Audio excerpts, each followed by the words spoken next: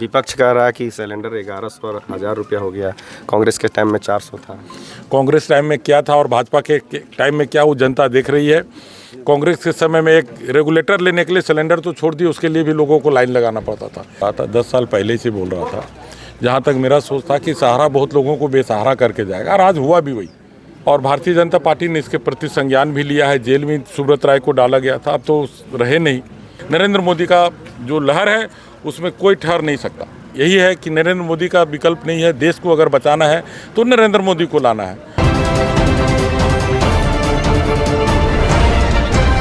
लोकसभा चुनाव को लेकर के हर प्रत्याशी जनसंपर्क डोर टू डोर कर रहे हैं। इस बार पिछले बार जेपी पटेल पूरा दारू प्रखंड क्षेत्र का दौरा किए। इस बार मनीष जायसवाल की ओर से प्रदीप प्रसाद यहाँ डोर टू डोर जनसंपर्क कर रहे हैं। लोगों की समस्याओं को जान रहे हैं, लोगों को बता रहे हैं कि वोट कैसे करना है, लोगों को बता रहे हैं कि सरकार की उपलब्धियाँ क्या हैं। तो आइए जानते हैं इनसे कि कौन सा मुद्दा को लेकर के डोर टू डोर जनसंपर्क कर रहे हैं। इतना कड़कड़ाता धूप में जनसंपर्क चारों तरफ जारी है। पिछले बार जेपी पटेल दारू प्रखंड की दौरा किए, इस बार मनीष जायसवाल की ओर से आप दौरा कर रहे हैं। लोगों से क्या कह रहे हैं, कौन सा मुद्दा को लेकर के लोगों को क्या समझा पा रहे हैं, सब कुछ बताओ। हम लोग भारतीय जनता पार्टी का जो मेन मुद्दा है कि सबका साथ सबका विकास, और हम लोग मोदी जी को विचारों को जन जन तक पहुंचाने का काम कर रहे हैं। मनीष जायसवाल का दौरा भी इस प्रखंड में नहीं शुरू हो पाया है, बहुत जल्दी हो जाएगा, लेकिन 1 तारीख को नॉमिनेशन है। उसके लिए हम अपनी ग्रामीण जनता से निवेदन करने के लिए आए हैं कि आप भारी से भारी संख्या में आएँ और 1 तारीख को मनीष जायसवाल को आशीर्वाद दें नॉमिनेशन के दिन। इसी के लिए हम लोग निवेदन करने के लिए आए हैं। मुद्दा कौन सा लेकर के समझा क्या रहे हैं सर? मुद्दा क्या है चुनाव मैदान में? क्या है? 2 तरह की मुद्दा है, केंद्रीय मुद्दा है, क्षेत्रीय मुद्दा है। मुद्दा आपका क्या है? लोगों को क्षेत्रीय मुद्दा के बारे में ज़्यादा समझा पा रहे हैं या केंद्रीय मुद्दा के बारे में? देखिए, दोनों तरह का मुद्दा साथ साथ आपको लेके चलना होगा। आप क्षेत्र की समस्या को छोड़ के सिर्फ केंद्र के मुद्दा लेके चलेंगे तो भी उचित नहीं होगा। और 2 ही चीज़ समझाया जा रहा है। आपके पास 2 विकल्प है। प्रधानमंत्री चुनने का ये चुनाव हो रहा है। एक तरफ नरेंद्र मोदी जी, एक तरफ राहुल गांधी जी हैं। तो लोगों से हम लोग डिस्कस करते हैं कि आप लोग किसका चुनना चाहते हैं। तो हम बहुत कुछ नहीं बोलना चाहते, तो सब एक स्वर में सिर्फ मोदी जी का ही नाम लेते हैं।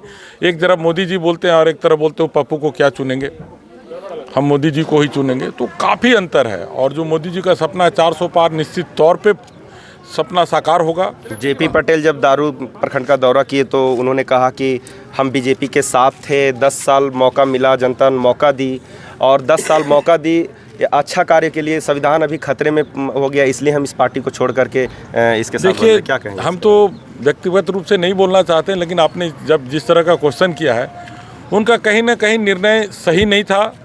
और जिस तरह का वो किन्हीं के बहकावे में आके, एक परिवार के बहकावे में आके भारतीय जनता पार्टी को त्याग करके कांग्रेस पार्टी में गए हैं।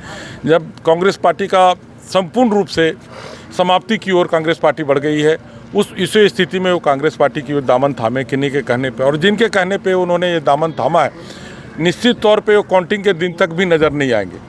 और जिनके बल पे वो उछल रहे हैं, वो सबसे ज़्यादा कोसने का कोई काम करेंगे तो जेपी पटेल जी करेंगे। जिस दिन काउंटिंग होगा उसके बाद आप देख लेंगे। और जेपी पटेल जी के लिए ये निर्णय सही नहीं है।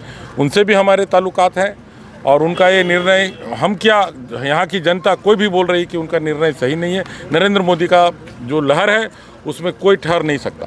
आप विधानसभा क्षेत्र से पहली बार जब निर्दलीय लड़े थे, अच्छा खासा वोट लाए थे, अचानक आपका भाजपा की ओर रुख होना क्या मकसद है?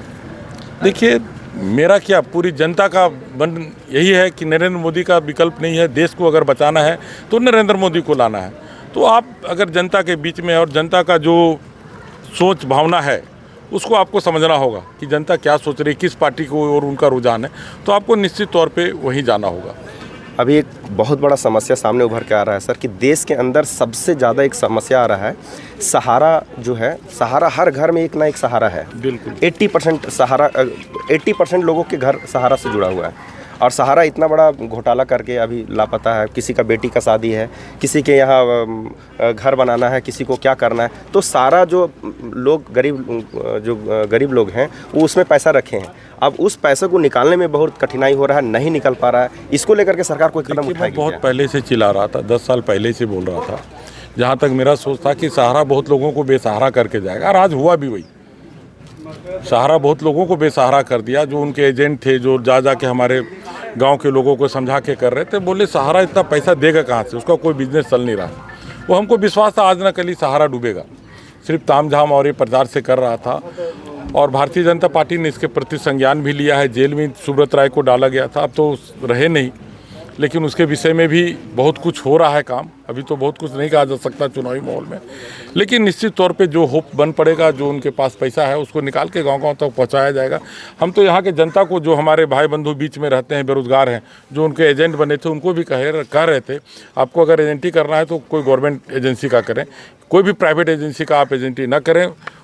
तरह तरह का कभी जेबीजी आता है, कभी हिलियस ग्रुप आता है, कभी कुछ आता है, तो अपने लोगों को समझा देते हैं कि 2 साल में हम 5 गुना दे देंगे, 10 गुना दे देंगे। ये एकदम गलत है।